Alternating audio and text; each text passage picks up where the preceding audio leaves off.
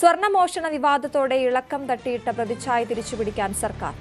Thiruvithamkoor Devaswom board പ്രസിഡന്റായി K ജയകുമാറിനെ ഉടൻ പ്രഖ്യാപിക്കും.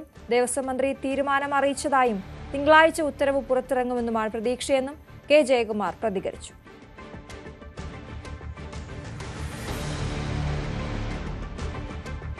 ബഹുമാനപ്പെട്ട നമ്മുടെ ദേവസ്വം മന്ത്രിയെ സംസാരിച്ചിരുന്നു ഇന്നലെ. ഞാൻ തൃശ്ശൂർ വെച്ച് കണ്ടിരുന്നു. അങ്ങനെയാണൊരു ഔദ്യോഗികമായിട്ടൊരു സ്ഥിരീകരണം ഉള്ളത്. പിന്നെ തിങ്കളാഴ്ച ഓർഡർ ഇറങ്ങുമായിരിക്കും. അപ്പോൾ എത്രയും പെട്ടെന്ന് ഓർഡർ കിട്ടിക്കഴിഞ്ഞാൽ ചാർജ് എടുക്കണം എന്ന് വിചാരിക്കുന്നു. ഇപ്പോൾ ഏറ്റവും പ്രധാനപ്പെട്ട പ്രശ്നം ഇപ്പോൾ നമ്മുടെ മുമ്പിലുള്ളത് എന്ന് വെച്ചാൽ ഇപ്പോൾ 17-ാം തീയതി ആരംഭിക്കുന്ന 2 മാസം നീണ്ടു നിൽക്കുന്ന തീർത്ഥാടനം ഭംഗിയായിട്ട് നടക്കുക എന്നുള്ളതാണല്ലോ ഏറ്റവും വലിയ പ്രയോറിറ്റി. അതിനായിരിക്കണം ഇപ്പോൾ മുൻഗണന കൊടുക്കേണ്ടത്.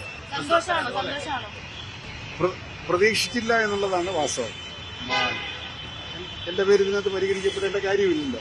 കാരണം ഞാനിപ്പോഴും മനസ്സുകൊണ്ടൊരു ഉദ്യോഗസ്ഥനായതുകൊണ്ടായിരിക്കണം. പക്ഷേ അങ്ങനെ വന്നു കഴിഞ്ഞപ്പോൾ ഞാൻ ആലോചിച്ചപ്പോൾ തിരക്കിടൊന്നുമില്ല, എനിക്കത് ചെയ്യാൻ സാധിക്കും, പരിചയമുണ്ടല്ലോ.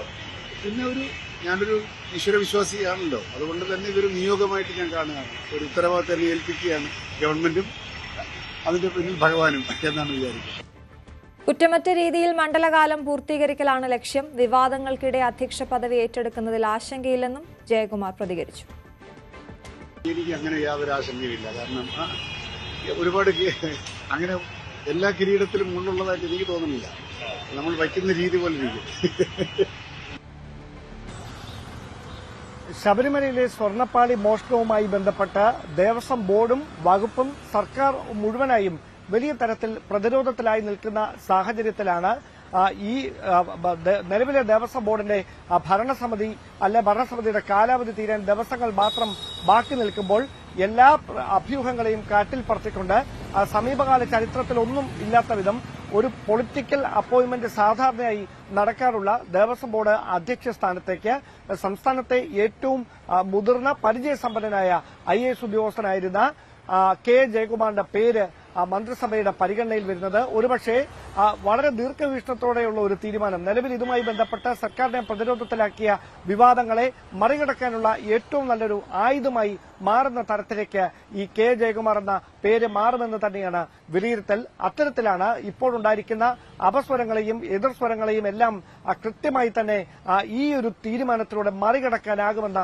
വലിയ പ്രതീക്ഷയിൽ കെ ജയകുമാർ എന്ന ഒറ്റ പേരിലേക്ക് മന്ത്രിസഭാ യോഗം അല്ലെങ്കിൽ CPF സെക്രട്ടേറിയറ്റൊക്കെ എത്തിയിരിക്കുന്നത്. മുഖ്യമന്ത്രിയുടെ അംഗീകാരത്തോടെ തിങ്കളാഴ്ചയായിരിക്കും ഈ പ്രഖ്യാപനം ഉണ്ടാകുകയെന്നാണ് അറിയാൻ കഴിയുന്നത്.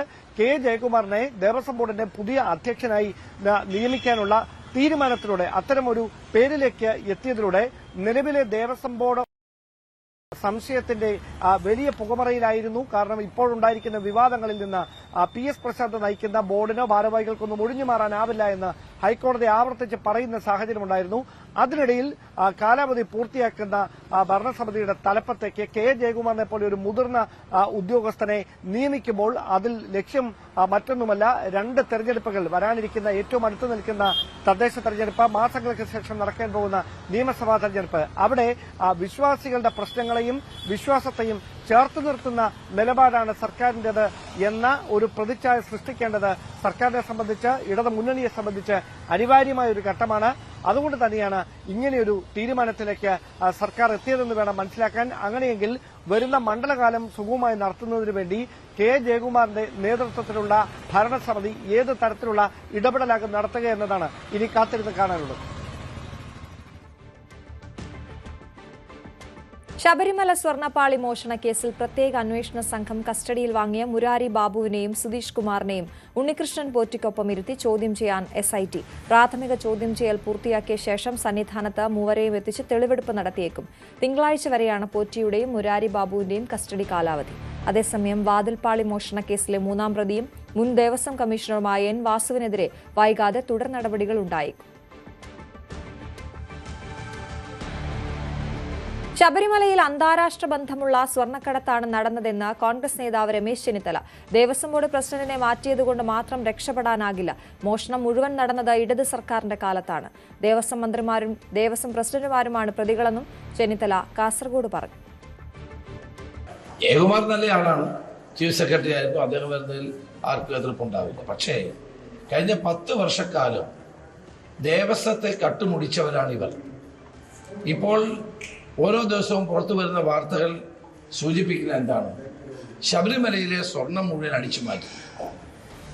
അത് ഒരു മുരാരി ബാബുവോ അല്ലെങ്കിൽ ഒരു ഉണ്ണികൃഷ്ണൻ പോറ്റിയോ മാത്രമല്ലല്ലോ ഇതിന്റെ പിന്നിലുള്ളത്. ശബരിമലയിൽ നടന്ന വൻ സ്വർണ്ണ കൊള്ള, അതിന്റെ പിന്നിൽ വൻ ശക്തികളുണ്ട്.